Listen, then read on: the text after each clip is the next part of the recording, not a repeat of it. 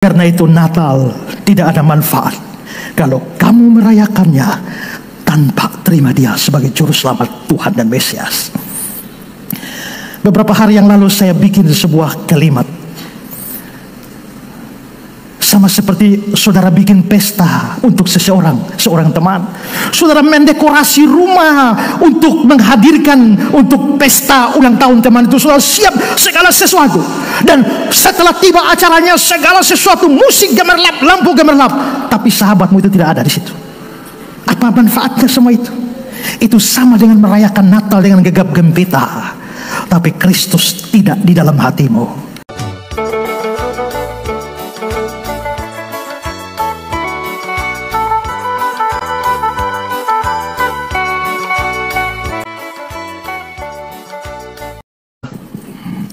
Tuhan, kami mengucap syukur untuk malam ini. Kami beroleh kesempatan untuk sekali lagi merayakan salah satu peristiwa penting di dalam sejarah dunia ini, yakni kehadiran Juru Selamat Allah yang menjelma menjadi manusia dan diam di antara manusia.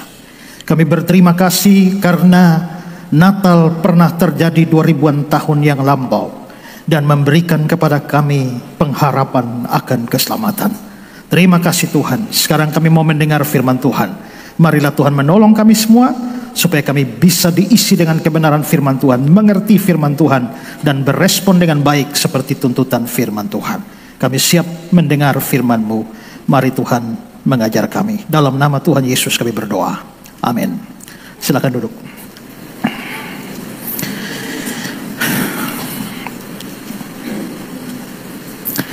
Baik, shalom. Hari ini kita akan mendengar firman Tuhan, dan temanya hari ini adalah Christmas and the Gospel, Natal dan Injil. Mari kita lihat Lukas 2, 8-20. Di daerah itu ada gembala-gembala yang tinggal di padang menjaga kawanan ternak mereka pada waktu malam. Tiba-tiba berdirilah seorang malaikat Tuhan di dekat mereka, dan kemuliaan Tuhan bersinar meliputi mereka, dan mereka sangat ketakutan. Lalu kata malaikat itu kepada mereka, "Jangan takut, sebab sesungguhnya aku memberitakan kepadamu kesukaan besar untuk seluruh bangsa. Hari ini telah lahir bagimu Juru Selamat, yaitu Kristus Tuhan di kota Daud. Dan inilah tandanya bagimu, kamu akan menjumpai seorang bayi dibungkus dengan lampindam terbaring dalam palungan." Dan tiba-tiba tampaklah bersama-sama dengan malaikat itu sejumlah besar bala tentara surga yang memuji Allah. Katanya, "Kemuliaan bagi Allah di tempat yang maha tinggi, dan damai sejahtera di bumi di antara manusia yang berkenan kepadanya." Setelah malaikat-malaikat itu meninggalkan mereka dan kembali ke surga, gembala-gembala itu berkata seorang kepada yang lain, "Marilah kita pergi ke Bethlehem untuk melihat apa yang terjadi di sana, seperti yang diberitahukan Tuhan kepada kita." Lalu mereka cepat-cepat berangkat menjumpai Maria dan Yusuf dan bayi itu yang sedang berbaring di dalam palungan. Dan ketika mereka melihatnya, mereka memberitahukan apa yang telah dikatakan kepada mereka tentang anak itu.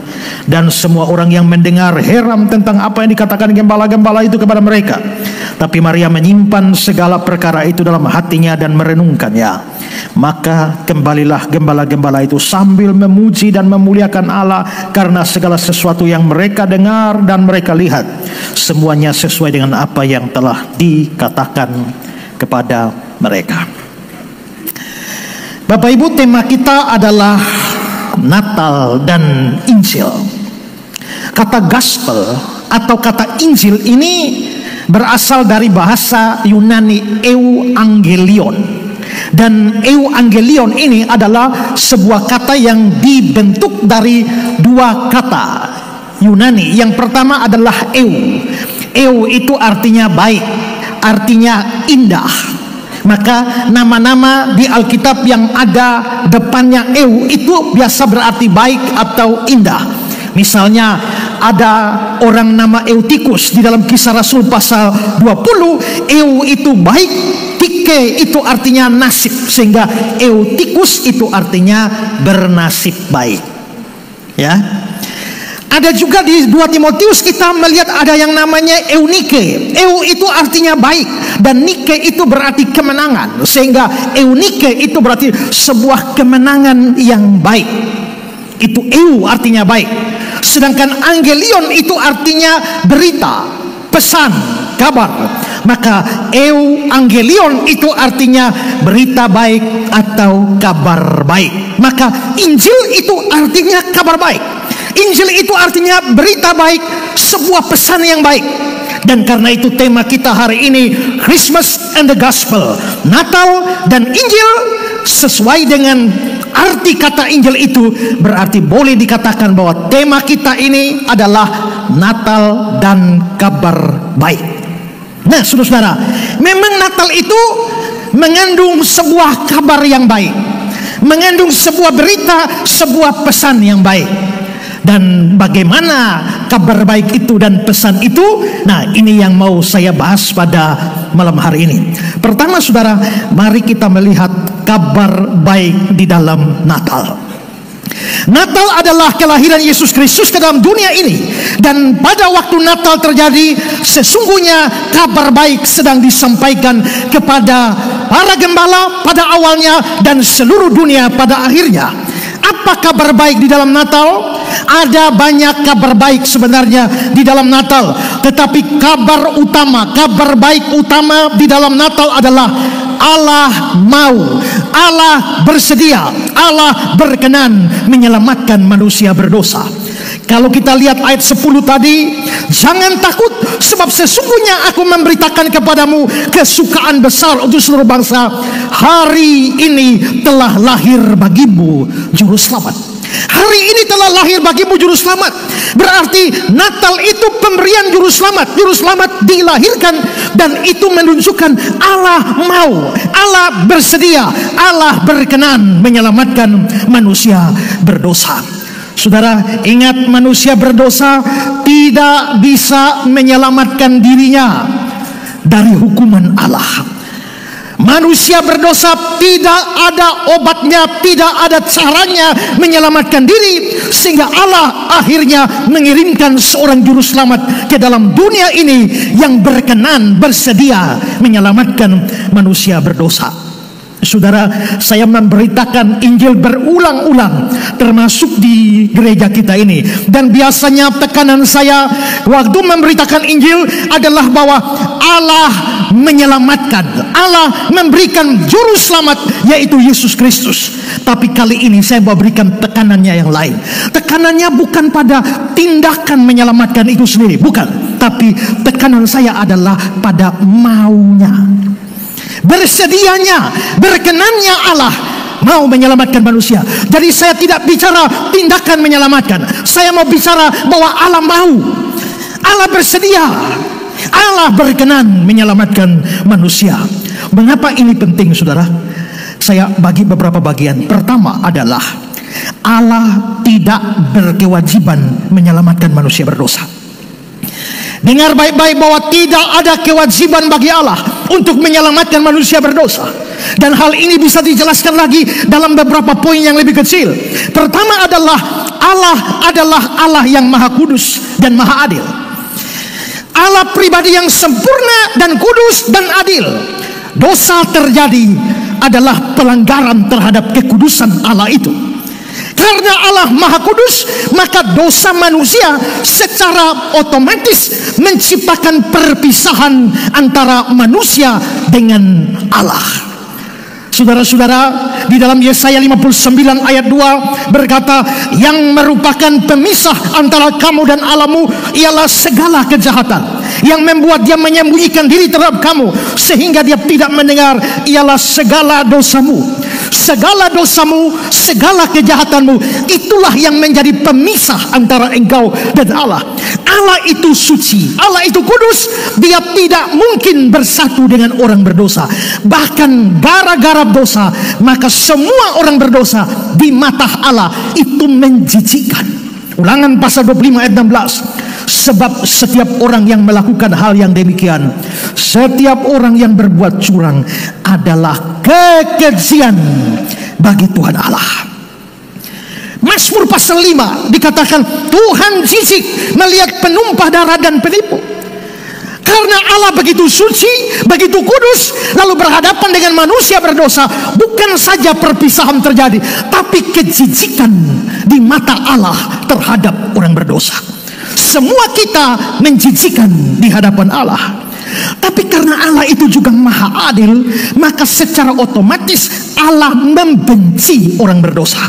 Saudara, kita seringkali dengar kalimat bahwa Allah benci dosa tapi sayang orang berdosa. No, itu benar setengah. Kamu berdosa, Allah benci dosa sekaligus kamu. Kalau nanti kamu sudah menjadi anak Allah dan kamu masih berdosa, Allah benci dosamu tapi mengasihi kamu. Itu nanti setelah kamu diselamatkan. Tapi sebelum itu Allah benci dosa sekaligus orang berdosanya. Karena itu saudara-saudara, dia benci orang berdosa, dia pasti menghukum orang berdosa. Mazmur 5 ayat 6 dan 7. Engkau membenci semua orang yang melakukan kejahatan.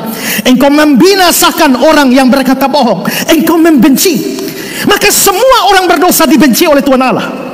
Tidak peduli dia agama apa, dia rajin beragama, dia rajin beramal saleh, dia tetap dibenci oleh Allah. Dan kebencian Allah itu diwujudkan dengan dia membalas dan menghukum orang berdosa. Nahum 1 ayat 3, Tuhan panjang sabar, besar kuasa, tapi tidak sekali-kali membebaskan dari hukuman orang yang bersalah. Di hadapan kekudusan dan keadilan Allah semacam ini, maka tidak ada kewajiban apapun untuk memberikan pengampunan bagi orang berdosa atau penyelamatan bagi manusia berdosa. Kedua, saudara, Allah adalah Allah yang tertinggi. Dia pribadi yang paling tinggi, maha tinggi. Tidak ada yang sama tinggi dengan dia, apalagi lebih tinggi dengan dia. Dan karena itu tidak ada yang mempunyai kuasa di atas dia. Yesaya 40:25, dengan siapa hendak kamu samakan aku seakan-akan aku seperti dia? Mazmur 83, engkau sajalah yang bernama Tuhan, yang maha tinggi atas seluruh bumi. Nah saudara, kalau Allah itu yang paling tinggi, tidak ada yang setara, tidak ada yang lebih tinggi pada dia, maka Allah tidak tunduk kepada siapapun. Allah tidak berkewajiban kepada siapapun. Dia tidak bertanggung jawab terhadap siapapun. Tidak ada hukum dari seseorang atau siapapun yang mana Allah harus tunduk pada hukum itu. Perhatikan Daniel 4 ayat 35. Semua penduduk bumi dianggap remeh. Dia berbuat menurut kehendaknya terhadap bala tentara langit dan penduduk bumi. Tidak ada seorang pun yang dapat menolak tangannya dan berkata kepadanya, apa yang kau buat? Tuhan berbuat sekehendaknya, tidak ada yang bisa melawan.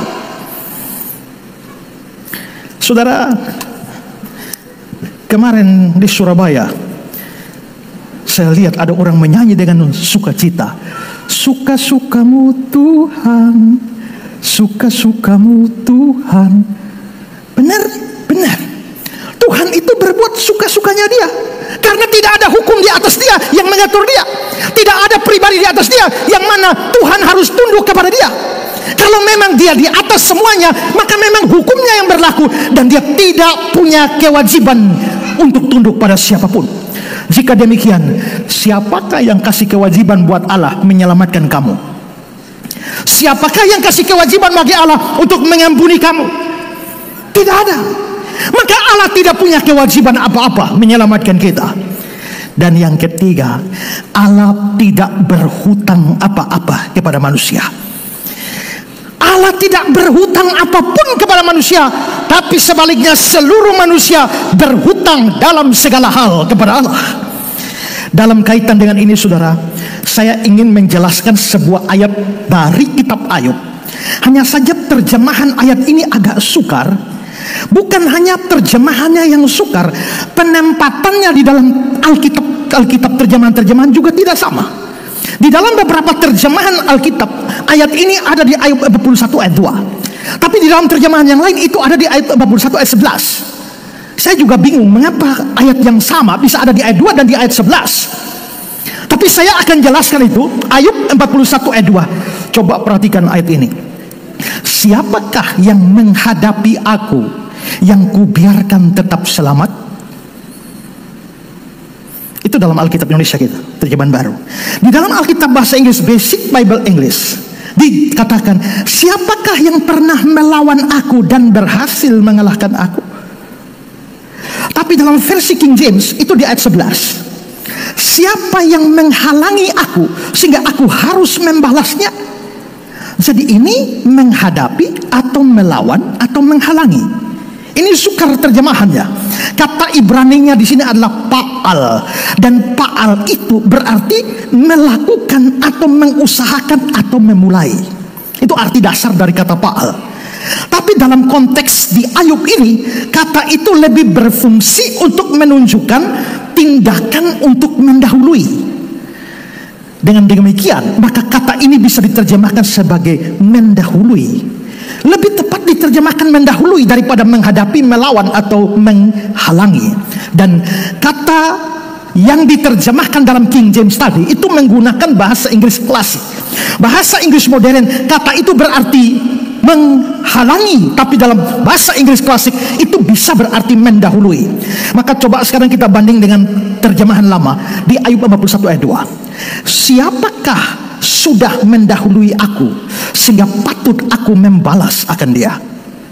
Siapa mendahului aku? Sama juga dengan terjemahan AFV. Siapakah yang telah mendahului aku sehingga aku harus membalasnya? Maka kata Pa'al ini lebih tepat diterjemahkan mendahului. Nah, apa maksudnya mendahului di sini? Mendahului dalam hal apa? Konteks ini dapat dilihat bahwa mendahului di sini artinya adalah siapakah yang telah berbuat baik mendahului Allah sehingga Allah harus membalas dia belakangan. Siapakah yang terlebih dahulu melakukan sebuah kebaikan bagi Allah sehingga Allah akhirnya berkewajiban untuk membalas kebaikan dia. Sekarang lihat dalam terjemahan ASV. Siapakah yang pertama kali memberi kepadaku sehingga aku harus membalasnya? Dalam DRB, siapakah yang memberi aku sebelumnya sehingga aku harus membalasnya? Nah, ayat ini akhirnya mau berkata bahwa tidak ada manusia atau makhluk apapun yang telah berjasa bagi Allah, melakukan sesuatu bagi Allah, sampai akhirnya membuat Allah mau tidak mau harus membalas dia. Jawabannya tidak.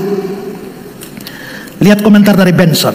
Siapakah yang telah mendahului aku, yakni dengan jabatan atau pelayanan yang dilakukan bagiku, dan dengan demikian telah membebankan kewajiban pertama kepadaku, yang karenanya aku berhutang budi kepadanya, bahwa aku harus membalasnya. Haruskah aku membalas kebaikannya? Siapakah yang mendahului aku dalam kebaikan? Karena semua manusia dan segala sesuatu di bawah langit adalah milikku, diciptakan oleh tanganku, diperkaya dengan segala karuniaku. Jadi siapa yang mendahului aku di dalam berbuat baik? Albert Barnes bilang, siapakah yang dapat menangkapku secara tiba-tiba? Menangkapku ini dalam kata Pa'al itu mengandung makna ini. Makanya saya bilang itu kata yang agak sukar diterjemahkan. Nah, Albert Barnes itu menggunakan kata menangkap. Siapakah yang dapat menangkapku secara tiba-tiba? Atau ketika aku lengah untuk mengantisipasi kewaspadaan dan kekuatan perlawananku sehingga memaksaku untuk membalasnya, atau untuk menguasainya sehingga membuatku berkewajiban memberikan kepadanya apa yang dituntutnya? Pengertiannya sama, bahwa Tuhan tidak berhutang apa-apa kepada siapa. Tidak ada jasa manusia yang dilakukan bagi Allah sehingga Allah harus membalas. Seringkali kita bilang, Tuhan, saya sudah melayani. Lalu apa balasan Tuhan?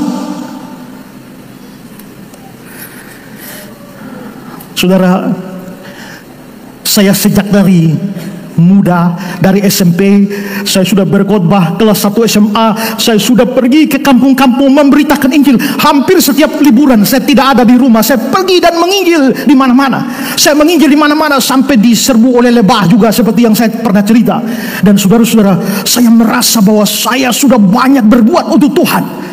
Lalu pada waktu itu, saudara-saudara, tahun-tahun itu ada lomba-lomba pidato, dan saya ini juara lomba pidato. Saya pindah ke sekolah mana, saya pasti juara lomba pidato. Dan saudara, akhirnya bertarung dari tingkat bawah sampai tingkat atas, dan tinggal satu kesempatan untuk siapa mewakili Nusa Tenggara Timur untuk lomba tingkat nasional, dan saya masuk final. Dan kali ini final, saya sangat yakin bahwa saya menang.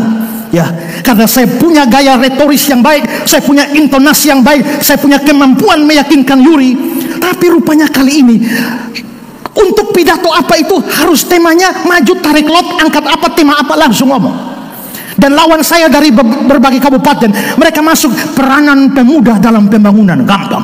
Lalu ambil lagi peranan pemuda dalam mengisi kemerdekaan. Yang lain ambil lagi bagaimana menjalin persatuan dan kesatuan, gampang-gampang. Giliran saya catat implementasi garis-garis besar haluan negara, mampuslah saya. Ya. Pada waktu itu saya bingung, tidak tahu mau omong apa lagi, dan saya omong sembarang saja di depan, dan akibatnya saya kalah. Gara-gara saya kalah itu, saya berdoa, saya marah pada Tuhan. Tuhan, sejak dari muda saya sudah keliling kampung, naik gunung, turun lembah, melayani Tuhan sedemikian rupa. Saya hanya kepengen supaya saya yang juara. Apakah ini balasan Tuhan? Seringkali kita merasa kita sudah berjasa mendahului Tuhan, dan karenanya Tuhan berkewajiban membalas kita. Berapa banyak di antara kita, Tuhan, saya sudah rajin berikan persembahan persepuluhan, saya setia ibadah. Kenapa saya berdoa supaya suami saya sembuh, tidak sembuh malah mati? Saya sungguh-sungguh melayani Tuhan, saya berdoa supaya anak saya jangan mati, tapi ternyata mati. Beginikah balasan Tuhan? Saya pernah cerita teman saya yang kalau saya KKR di mana-mana dia WL. Lalu di rumah saya ada kamar doa, dan anggota persekutuan mana saja bisa datang berdoa. Dan satu hari saya ada di kamar sebelah, ini WL datang dan berdoa dengan suara lantang, Tuhan, saya telah mengorbankan sewaktu tenaga untuk melayani Engkau, tapi hari ini setelah terima rapot nilai saya merah semua, Tuhan. Beginikah balasanmu? Dan dia berkata, Tuhan, ini terakhir kali saya datang kepadamu, goodbye Tuhan. Jadi kalau dia merasa kalau dia sudah melayani Tuhan, maka Tuhan wajib membuat dia berhasil. Pertanyaannya adalah, siapakah yang telah terlebih dahulu melakukan kebaikan kepada Tuhan sehingga bikin Tuhan punya kewajiban untuk berbuat baik kepada dia? Ayat ini hanya mau berkata bahwa tidak ada manusia mendahului sebuah kebaikan pada Tuhan. Karena tidak ada, maka Tuhan tidak punya kewajiban apa-apa membalas saudara. Dan karena itu juga Tuhan tidak punya kewajiban apa-apa mengampuni saudara. Dia tidak punya kewajiban apa-apa untuk menyelamatkan manusia berdosa, tidak. Tapi saudara, ada yang menarik. Ayat di dalam kitab Ayub, konteksnya seperti apa? Kalau saudara baca Ayub 1 dan Ayub 2, waktu Ayub menderita serangan setan, kelihatannya dia kuat kan? Tuhan yang memberi, Tuhan yang mengambil, terpujilah nama Tuhan. Dalam semuanya Ayub tidak berbuat dosa dengan bibirnya. Itu di pasal-pasal awal. Tapi nanti di tengah-tengah saudara lihat Ayub itu bergumul dengan penderitaannya, ditambah dengan teman-temannya yang menganggap kamu itu berdosa, makanya Tuhan hukum kamu. Lalu Ayub mulai membenarkan dirinya, mempertahankan dirinya sambil berargumentasi lawan sahabat-sahabatnya. Dia seperti memprotes Allah, dia seperti tidak terima dengan penderitaan yang dia alami. Dan Ayub mengucapkan banyak hal yang seolah-olah menantang keadilan Allah. Akhirnya Allah masih diam. Tapi nanti sampai di pasal-pasal terakhir kitab Ayub, Allah dalam tanda petik akhirnya tampil untuk menjawab Ayub. Di Ayub 40, coba lihat. Maka dari dalam badai Tuhan menjawab Ayub. Kan sekian lama Ayub ngomong terlalu banyak kan? Tuhan diam. Sekarang Tuhan menghadap Ayub. Tuhan menghadap Ayub jawab, bersiaplah engkau sebagai laki-laki. Aku akan menanyai engkau, dan engkau memberitahu aku. Apakah engkau hendak meniadakan pengadilanku, mempersalahkan aku, supaya engkau dapat membenarkan diri? Tuhan menantang Ayub. Dan Tuhan bicara banyak hal, mulai dari Ayub 40 dan Ayub 41. Itu Tuhan menyerang Ayub, argumentasi Ayub. Dan menarik saudara, di Ayub pasal 40 dan 41 Tuhan bicara, Tuhan bangun argumentasi lawan Ayub. Tapi ada yang aneh, karena ternyata di dalam argumentasi itu Tuhan Allah menyebutkan ciptaan-ciptaannya, dan dia menyebutkan ciptaan yang aneh. Perhatikan Ayub 40 mulai ayat 10. Perhatikanlah kuda Nil. Kuda Nil di sini terjemahannya tidak tepat. Karena bahasa Ibraninya adalah behemoth. Behemoth itu kuda Nil? Bukan. Lalu apa? Kita tidak tahu, makanya terpaksa Alkitab Indonesia terjemahkan kuda Nil.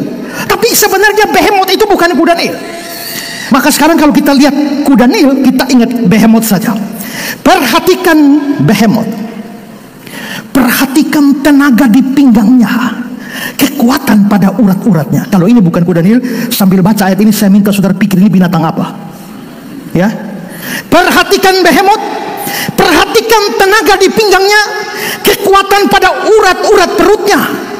Dia meregangkan ekornya seperti pohon aras, otot-otot pahanya berjalin-jalinan, tulang-tulangnya seperti pembuluh tembaga, kerangkanya seperti batang besi.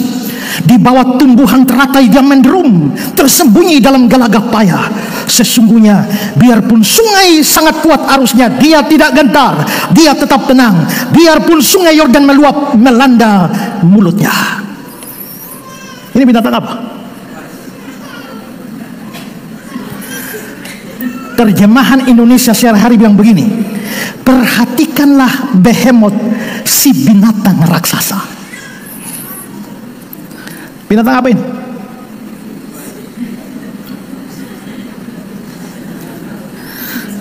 Para ahli menduga behemoth ini binatang ini. Kenapa tidak nama dinosaurus? Dinosaurus itu nama modern yang diberikan oleh para ahli untuk kadal raksasa. Dinosaurus itu artinya kadal raksasa. Tapi mungkinkah dinosaurus itu diciptakan namanya behemoth? Nah, berarti kalau ini adalah dinosaurus, behemoth, binatang raksasa, kenapa Tuhan kasih gambarkan tentang betapa hebatnya behemoth ini? Setelah Tuhan kasih gambarkan tentang behemoth yang mengerikan ini, setelah itu Tuhan nantang Ayub. Ayat 19. Dapatkah orang menangkap dia, behemoth, dari muka, mencocok hidungnya dengan keluar? Nah, itu ada raksasa di situ. Lu bisa tangkap dia. Tangkap dia dari muka. Lu bisa, Ayub? Jawabnya pasti tidak. Dengan kata lain, Tuhan mau bilang, Ayub, coba lu lawan behemoth. Kalau lawan behemoth saja tidak bisa, kenapa lu mau lawan saya? Melawan ciptaanku saja kamu tidak bisa, kenapa kamu mau lawan saya? Tapi Tuhan belum selesai. Setelah dia sebut behemoth itu, sekarang Tuhan sebut binatang lain. Sambil baca binatang ini, coba saudara pikir itu apa? Ya, nah, binatang ini itu diterjemahkan dalam Alkitab terjemahan baru kita sebagai buaya. Tapi sebenarnya itu bukan buaya. Bahasa Ibraninya adalah lewiatan. Nah, seperti apa lewiatan? Saya kutip dalam Indonesia sehari-hari supaya saudara lebih paham. Mari lihat Ayub 41.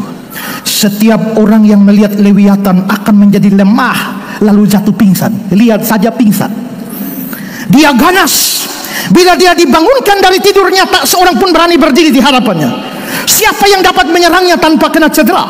Di dunia ini tak ada yang sanggup melakukannya. Marilah ku ceritakan tentang anggota badan lewiatan, tentang kekuatannya dan bentuknya yang tampan. Tak seorang pun dapat mengoyakkan baju luarnya atau menembus baju perang yang dipakainya. Siapa yang dapat membuka moncongnya yang kuat berisi gigi-gigi yang dahsyat? Bagai perisai tersusun, itulah punggungnya, terlekat rapat seperti batu kerasnya. Tindih menindih, terikat erat sehingga angin pun tidak dapat masuk menyelinap. Angin tidak bisa tembus itu kulitnya tuh ya. 17. Perisai itu begitu kuat bertautkan sehingga tak mungkin diceraikan. Apabila lewiatan bersin, berpijaran cahaya, matanya berkilau bagai terbitnya sang surya. Lidah api menghambur dari mulutnya. Bunga api berpancaran kemana-mana. Asap mengepul dari hidungnya seperti asap kayu bakar di bawah belanga. Nafasnya menyalakan bara. Nyala api keluar dari mulutnya. Tengkuknya demikian kuatnya sehingga semuanya ketakutan di hadapannya. Tak ada tempat lemah pada kulitnya. Tak mungkin pecah karena sekeras baja. Hatinya seteguh batu. Tak kenal bimbang, kokoh dan keras. seperti batu gilingan. Bila dia bangkit, orang terkuat pun kehilangan keberanian. Dibuat tak berdaya karena sangat ketakutan. Tak ada pedang yang dapat melukainya, tombak, panah, ataupun lembing tak dapat menyakitinya. Besi dianggapnya sehalus rerumputan, dan tembaga selunak kayu bencendawan. Tak ada panah yang dapat menghalau dia. Batu yang dilemparkan kepadanya seolah-olah jerami saja. Gada dianggapnya sehelai rumput kering. Dia tertawa jika orang melemparkan lembing. Sisik di perutnya seperti beling yang runcing ujungnya. Bagai alat penebah dia mengorek lumpur dan membelahnya. Laut dikocoknya sehingga menyerupai air mendidih, seperti panci memasak minyak yang berbuih-buih. Dia meninggalkan bekas tapak kaki yang bercahaya. Laut diubahnya menjadi buih yang putih warnanya. Di atas bumi tidak ada tandingannya. Makhluk yang tak kenal takut, itulah dia. Binatang yang paling megah pun dipandangnya hina. Di antara segala binatang buas, dialah raja. Apa?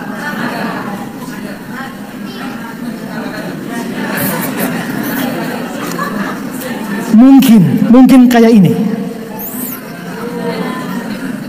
atau ini. Ngeri ya. Sekarang ingat konteksnya, Ayub lagi berhadapan dengan Allah.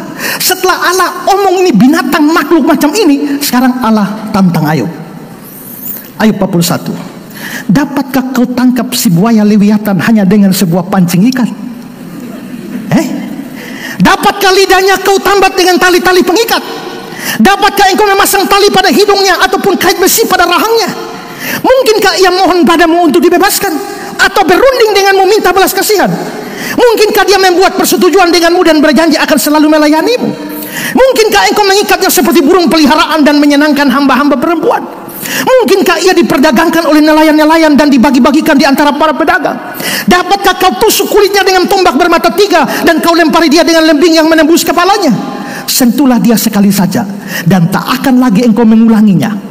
Pertarungan itu tak akan kau lupakan selama-lamanya. Ya. Nah saudara, kenapa Tuhan ungkapkan ini binatang aneh? Ya, saudara-saudara, ada banyak hal bisa di situ. Tapi konteksnya yang kita bahas, Tuhan ingin menunjukkan pada Ayub, lawan ciptaanku saja kamu tidak bisa apa-apa, jangan lawan saya. Nah sekarang pertanyaannya adalah, mungkinkah Ayub menghadapi Behemoth dan Lewiatan dan minta supaya Behemoth dan Lewiatan melayani Ayub? Mungkinkah Behemoth dan Lewiatan tunduk kepada Ayub? Mungkinkah dua binatang raksasa ini berkewajiban melakukan sesuatu kepada Ayub? Coba lu bisa atur Behemoth, coba atur itu Lewiatan. Tapi kalau kamu tidak bisa atur dua binatang raksasa itu, bagaimana kamu mau atur aku dan memberikan kewajiban kepadaku? Coba kamu bisa kasih kewajiban apa buat Behemoth melayani kamu? Kamu bisa kasih kewajiban apa buat Lewiatan untuk mengikuti kehendakmu? Kalau kamu tidak bisa itu, mengapa kamu berpikir bahwa kamu bisa mengatur aku dan memberikan aku kewajiban untuk melakukan seperti keinginanmu? Makanya di dalam Authorized Version ayat 11 dari ayat 41, siapakah yang pertama kali memberi kepadaku sehingga aku harus membalasnya? Tidak ada. Jangan suruh aku membalasnya. Coba suruh Behemoth balas kamu, suruh Lewiatan balas kamu, bisa. Kalau kamu tidak bisa atur dua binatang raksasa, kamu tidak bisa atur saya. Itu maksudnya kata-kata Tuhan. Dengan kata lain, semua pasal ini Tuhan mau katakan pada Ayub bahwa saya tidak punya kewajiban apa-apa melakukan seperti yang kau inginkan, Ayub. Segala yang ada di kolong langit ini milikku, dan tidak ada satu orang pun berhak mengatur aku dan merasa telah berjasa sehingga memberikan kewajiban kepadaku untuk membalasnya. Paulus berkata dalam Roma 11 ayat 35 dalam terjemahan Indonesia sehari-hari, siapakah yang pernah memberi sesuatu kepada Tuhan sehingga bisa menuntut balasan? Kalau model begini saudara, pertanyaannya, siapa yang bisa membuat Tuhan Allah mau mengampuni manusia? Siapa yang bisa kasih kewajiban Tuhan Allah untuk menyelamatkan manusia? Tidak ada. Maka dengar ini kebenaran, Allah tidak punya kewajiban apa-apa. menyelamatkan dan mengampuni kita, orang berdosa. Sekarang yang kedua, kalau pertama Allah tidak punya kewajiban apa-apa, yang kedua, Allah tidak mengalami kerugian apa-apa kalau dia tidak menyelamatkan kita atau dia membinasakan kita. Dia tidak rugi apa-apa. Keadilan Allah menuntut hukuman pada orang berdosa, membinasakan orang berdosa. Dan dia tidak punya kewajiban menyelamatkan orang berdosa. Dalam kaitan dengan ini, kita juga harus memahami bahwa kalau Allah membinasakan orang berdosa, Allah tidak rugi apa-apa. Kenapa begitu? Karena Allah ini pribadi yang independen, tidak bergantung pada apapun atau siapapun di luar dirinya. Baik dirinya, sifatnya, tindakannya, keputusan atau kehendaknya tidak bergantung. Dia independen. Yohanes 5 ayat 26, sebab sama seperti Bapa mempunyai hidup dalam diri sendiri, diberikan juga anak hidup dalam diri sendiri. Maka hidupnya dari dalam diri sendiri. Kalau kita hidup tidak di dalam diri kita, hidup kita di tangan Tuhan. Kalau Tuhan kasih hidup, hidup. Tuhan bilang hari ini selesai, selesai. Kita boleh berencana macam-macam, tapi kalau Tuhan bilang selesai perjalananmu detik ini, dia cabut nyawamu. Maka hidupmu tidak ada di dalam kendalimu. Itulah sebabnya kita berpikir besok hari baik, hari Natal, tapi hari ini ada orang meninggal. Ada orang yang Tuhan tidak izinkan sampai tanggal 1 Januari, 31 Desember mati. Kenapa? Karena hidup kita tidak ada di dalam diri kita. Seluruh makhluk itu hidupnya tidak ada di dalam dirinya. Tapi Tuhan, Bapa mempunyai hidup dalam dirinya sendiri. Anak punya hidup dalam diri sendiri. Kalau dia punya hidup dari diri sendiri, maka dia tidak bergantung pada apapun supaya dia bisa eksis. Dan karena itu Allah adalah Dia yang tidak membutuhkan apa-apa, tidak memerlukan apa-apa dari luar dirinya. A.W. Tozer bilang begini, kata perlu merupakan kata bagi makhluk ciptaan dan tidak diterapkan pada Sang Pencipta. Allah memiliki satu hubungan sukarela dengan segala sesuatu yang dijadikannya, tapi Dia tidak membutuhkan hubungan apapun dengan sesuatu di luar diri sendiri. Minatnya terhadap makhluk ciptaan timbul dari kesenangannya yang agung, dan bukan suatu kebutuhan yang dapat dipenuhi oleh makhluk-makhluk itu, dan juga bukan supaya makhluk-makhluk itu menyempurnakan dirinya, karena dirinya sendiri sudah sempurna. Bahkan Allah tidak butuh manusia. Dalam bahasa antropomorfis, kalau misalnya Allah lapar, Mazmur 50 ayat 12, Tuhan bilang, jikalau aku lapar, tidak usah aku katakan kepadamu, sebab punya mula dunia dan segala isinya. Seandainya Tuhan butuh sesuatu, apa yang Dia butuh? Karena Dia punya dunia dan segala isinya, maka Allah tidak memerlukan apapun di luar diri sendiri. Kalau Allah tidak punya apa-apa, tidak memerlukan apa-apa di luar diri sendiri, pertanyaannya adalah, apa ruginya Allah kalau Dia habisi kita semua? Kita ini orang berdosa melawan Allah. Apa ruginya Allah kalau Allah habisi kita semua? Justru ada untungnya, karena keadilannya terjaga. Kalau Dia tidak hukum orang berdosa, Dia gagal jadi Allah yang adil. Tapi keadilannya terjadi dengan Dia hapus kita semua, binasakan kita semua. Dari Gem Aibot, jika seluruh umat manusia binasa karena dosa, itu tidak mempengaruhi kemuliaan dan keberadaan Allah. Sebaliknya, penghukuman manusia berdosa justru menunjukkan keadilannya. Semua manusia binasa, tidak ada pengaruh apa-apa bagi Allah. Apakah Allah tidak rasa rugi hapus semua dunia? Tidak. Coba lihat Kejadian 6. Ketika dilihat Tuhan Allah bahwa kejahatan manusia besar di bumi, segala kecenderungan hatinya selalu membuahkan kejahatan semata-mata, maka menyesallah Tuhan bahwa Dia menjadikan semua manusia di bumi dan membilukan hatinya. Berfirmanlah, aku akan menghapuskan manusia yang kuciptakan itu dari muka bumi, baik manusia maupun hewan, binatang melata, burung-burung di udara. Aku akan menghapuskan semuanya. Dan kenyataannya iya kan, Dia kirim air bah dan habis semua generasi manusia. Kita nggak tahu manusia berapa banyak pada zaman itu, tapi habis semua kan. Dia cuma sisahkan satu keluarga, yaitu Nuh. Itu pun bukan karena Nuh berjasa atau ada kepentingan keuntungan dari Nuh, tidak. Kalau sampai Nuh diselamatkan, menurut ayat 8 Kejadian 6, Nuh mendapat kasih karunia.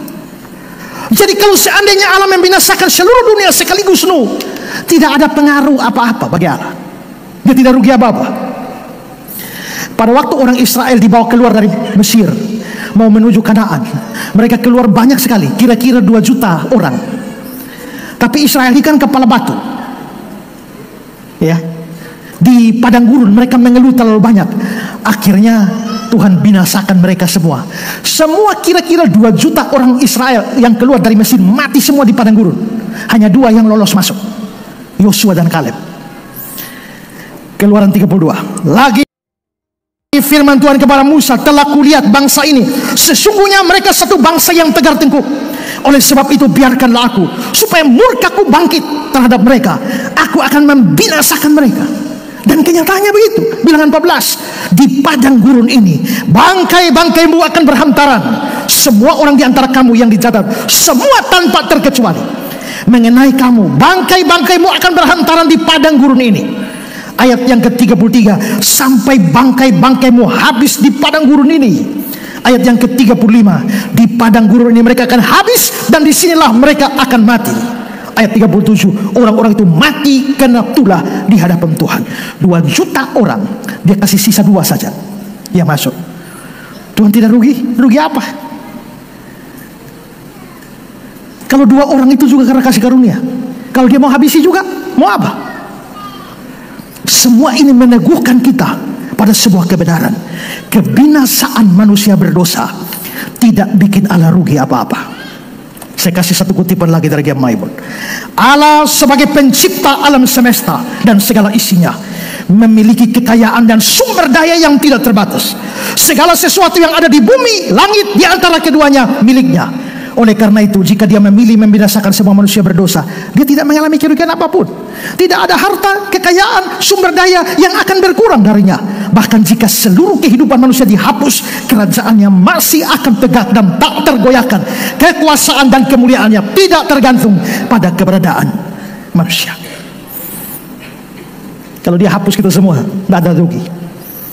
Ketiga, Allah tidak mendapatkan keuntungan apa-apa kalau dia menyelamatkan kita. Kalau dia menyelamatkan kita, dia tidak dapat untung apa-apa. Dasarnya sama, bahwa Allah itu independen, dia tidak butuh apa-apa. Allah tidak butuh kita, Allah tidak butuh manusia. Kita memang sekarang melayani dia, tapi sebenarnya Allah tidak perlu pelayanan kita. Lihat kisah 17. Allah yang menjadikan bumi segala isinya. Dia adalah Tuhan atas langit dan bumi. Tidak diam dalam kuil buatan tangan manusia, dan juga tidak dilayani oleh tangan manusia seolah-olah dia kekurangan apa-apa. Karena dia memberikan hidup dan napas dan segala sesuatu kepada semua orang. Dia tidak butuh dilayani oleh manusia. Kamu sumbang apa untuk Allah? Sendok patamu.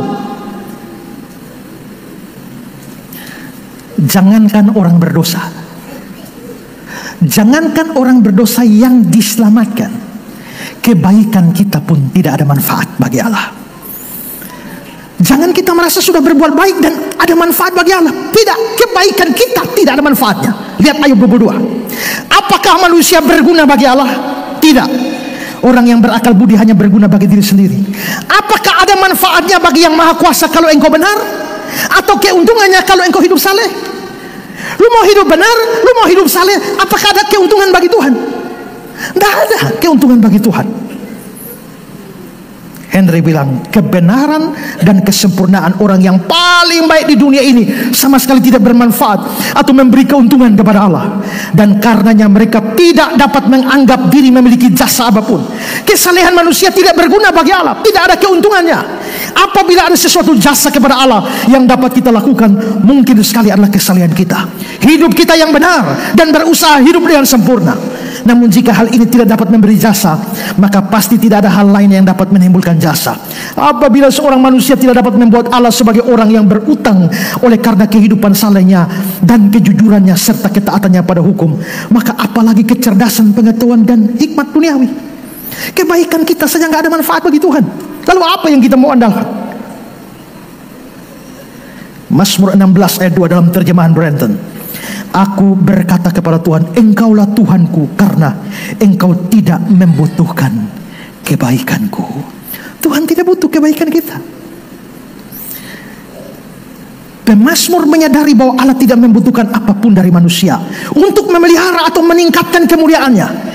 Allah adalah maha sempurna, dan segala kebaikan tindakan baik manusia tidak menambah apapun pada kesempurnaannya.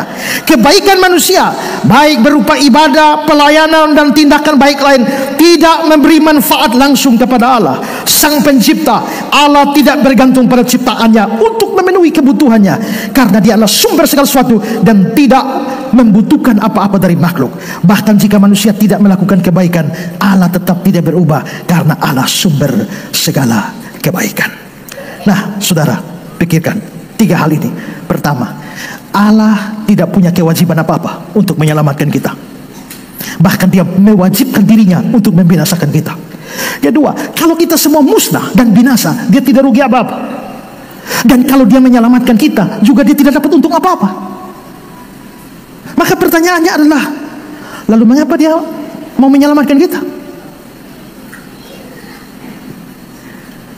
Dia tidak punya kewajiban apa-apa, Dia tidak rugi apa-apa, Dia tidak untung apa-apa. Jadi dengan kata lain, sebenarnya ada alasan yang begitu kuat Allah tidak usah selamatkan kita, binasakan saja. Tapi kabar baik di dalam Natal adalah, hari ini telah lahir bagimu Juru Selamat.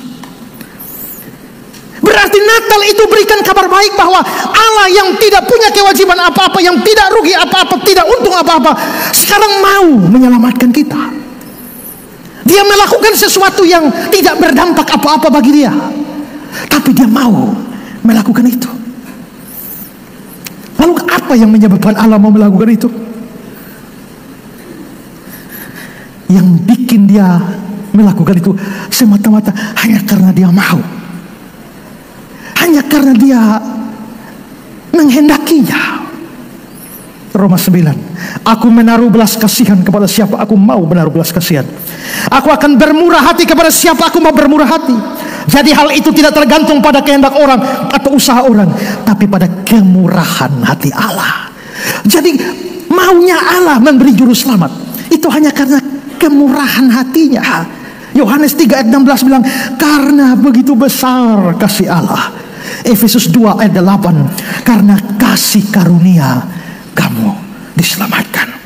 Saudara-saudara, kalau Allah tidak punya kewajiban, tidak rugi, tidak untung apa-apa, dan Dia mau menyelamatkan, kalau hanya sekedar itu, harganya murah. Tapi masalahnya, begitu Allah mau menyelamatkan, harganya adalah nyawa anaknya yang tunggal. Matius 20, anak manusia datang untuk memberikan nyawa menjadi tebusan bagi banyak orang. Mahal sekali harga keselamatan kita. Nyawa anak tunggal yang dikasihinya begitu mahal, tapi Dia memberikan harga yang begitu mahal, tapi Dia tidak mendapatkan apa-apa karena Dia tidak punya kewajiban, Dia tidak rugi, Dia tidak untung. Berarti semuanya Dia lakukan dengan harga mahal begitu, hanya demi kepentingan kita, tapi bukan kepentingan Dia. Bukankah ini amazing grace? Anugerah yang besar sekali. Saudara, kabar baik di dalam Natal adalah Allah yang tidak punya kewajiban, Allah yang tidak rugi, Allah yang tidak untung apa-apa, mau menyelamatkan kita dengan harga yang sangat-sangat mahal. Itulah gospel in Christmas. Kabar baik di dalam Natal.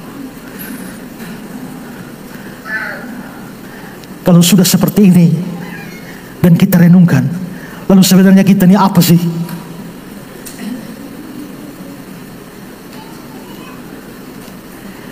Kalau sudah ada kabar baik di dalam Natal, sekarang hal kedua, bagaimana respon kita kalau sudah begini? Saudara, bacaan kita adalah dari cerita para gembala, dan saya ingin mengajak kita, para gembala itulah yang mendengar kabar baik pertama kali dari para malaikat. Mereka yang dengar Injil pertama kali dari para malaikat dan melihat respon mereka, seharusnya membuat kita pun memiliki respon yang sama dengan mereka, sebagai respon kita pada kabar baik yang begitu baik, sangat baik di dalam Natal itu. Kalau begitu, apa yang mereka lakukan? Pertama, mereka pergi untuk melihat dan mengalami langsung kabar baik itu. Begitu malaikat kasih kabar baik, ayat 15, marilah kita pergi ke Bethlehem untuk melihat apa yang terjadi di sana. Hai, mari berhimpun dan bersukaria, turut semua ke Bethlehem. Mereka pergi ke Bethlehem. Menarik sekali saudara. Mereka bisa saja tidak percaya. Mereka bisa saja acuh tak acuh. Mereka bisa saja hanya sekedar kagum wow dan diam di tempat. Tapi bukan itu yang mereka lakukan. Mereka saling menguatkan, marilah kita pergi ke Bethlehem. Dan mereka percaya apa yang disampaikan malaikat itu dari Tuhan. Coba saudara lihat tabel ini. Di ayat yang ke-10, lalu kata malaikat pada mereka. Jadi yang ngomong itu malaikat. Tapi mereka di ayat 15 mereka bilang begini, marilah kita pergi ke Bethlehem untuk melihat apa yang terjadi di sana. Seperti yang diberitahukan, bukan diberitahukan malaikat, diberitahukan Tuhan. Yang ngomong malaikat.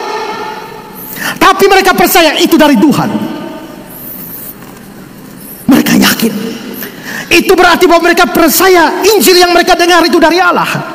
Setiap kali ada Injil yang benar, sekalipun itu disampaikan dari mulut seorang manusia, engkau harus camkan bahwa itu dari Allah. Jikalau hari ini aku beritakan Injil kepadamu dari mulut yang kotor ini, tapi engkau harus camkan di hatimu bahwa ini dari Allah. Itu berarti bahwa para malaikat itu percaya Injil. Percaya apanya? Berita baiknya ayat 11. Hari ini telah lahir bagimu juru selamat, Kristus Tuhan. Berarti mereka dengan pergi ke Bethlehem, mereka percaya tiga ini. Yesus itu juru selamat, Yesus itu Kristus, dan Yesus itu Tuhan. Saudara, waktu mereka pergi dan melihat ada anak kecil tidur di palungan, siapakah yang mau percaya bahwa anak kecil di palungannya adalah juru selamat? Siapakah yang percaya anak kecil dalam kemiskinan ini adalah Mesias yang diberitakan nabi-nabi besar Israel? Dan siapakah yang percaya bayi kecil ini adalah Tuhan? Kalau saja mereka mungkin memakai logika mereka, mereka akan menolak ini juru selamat, no, ini Kristus, no, ini Tuhan, no. Tapi tidak. Mereka pergi. Bukan hanya pergi, tapi ayat 16 mereka cepat-cepat berangkat. Mereka tidak menunda respon mereka untuk percaya kepada Injil. Natal beritahu kita kabar baik. Allah mau, Allah berkenan, Allah bersedia menyelamatkan. Tapi Natal memberikan tanggung jawab pada kita untuk meresponi Injil itu. Dengan cara apa? Percaya kepada Dia.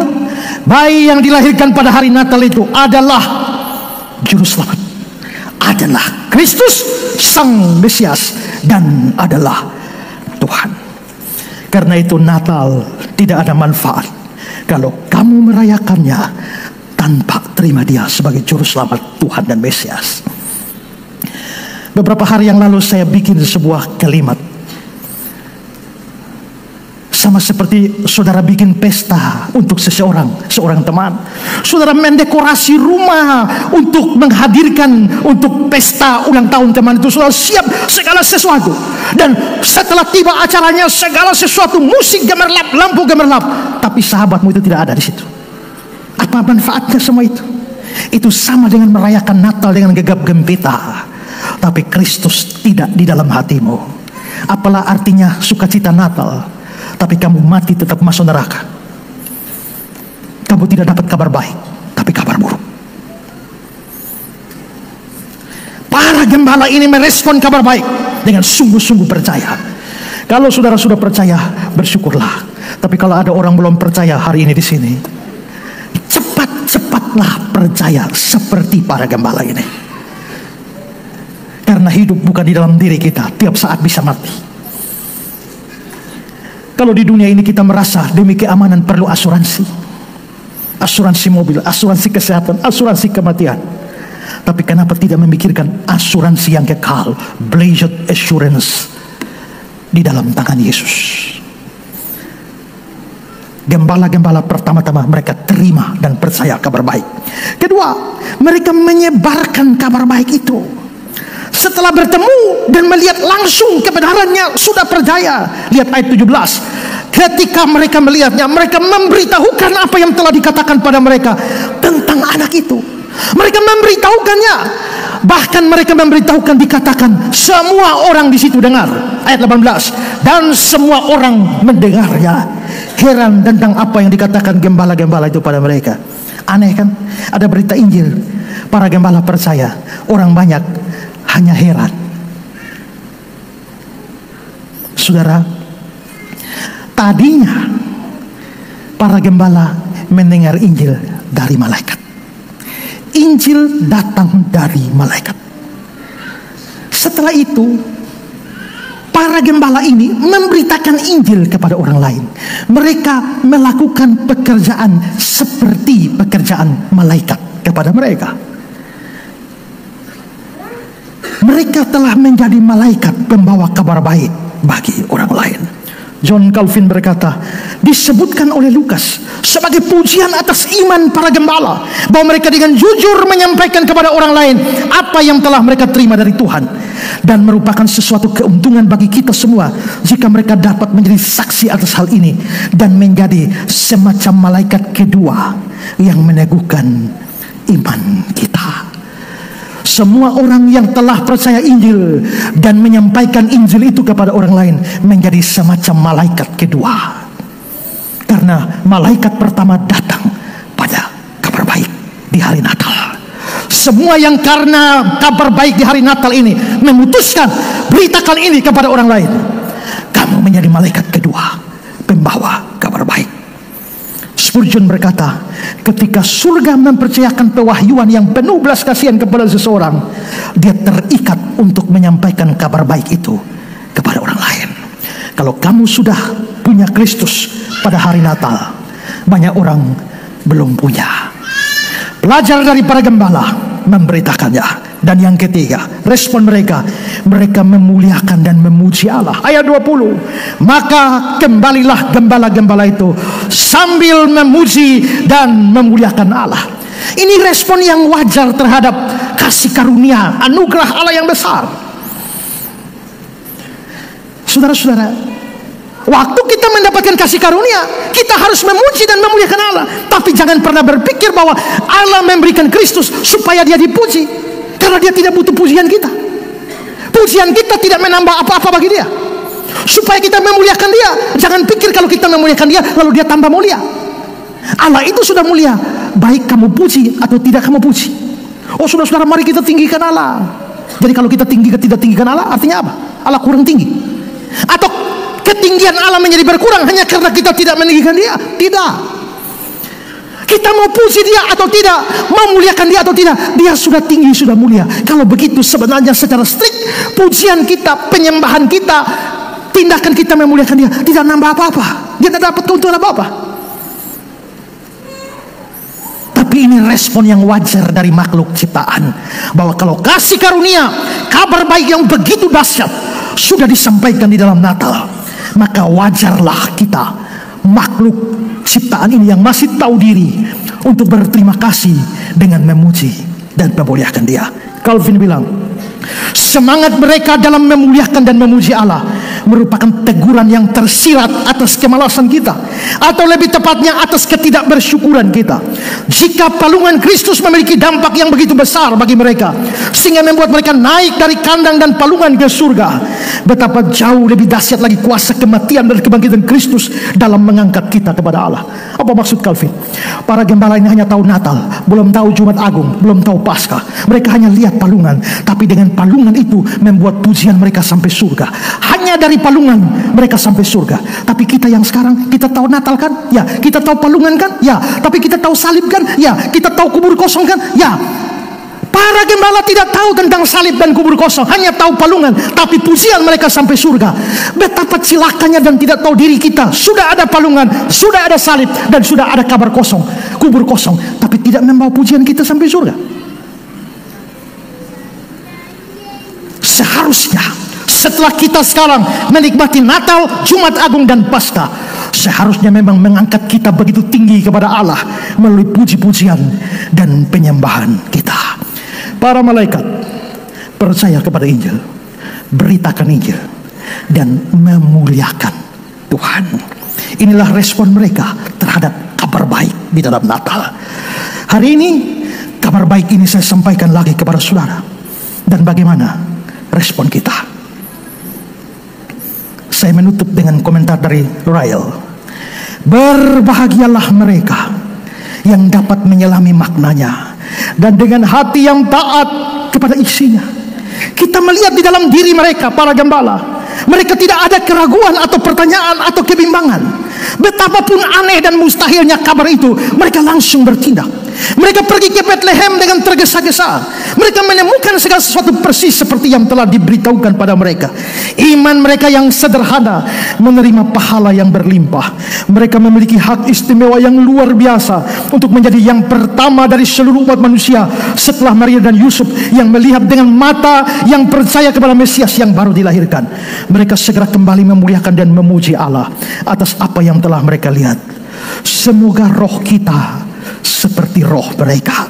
Semoga kita selalu percaya secara implisit, bertindak dengan segera dan tidak menunggu-nunggu ketika jalan tugas kita sudah jelas.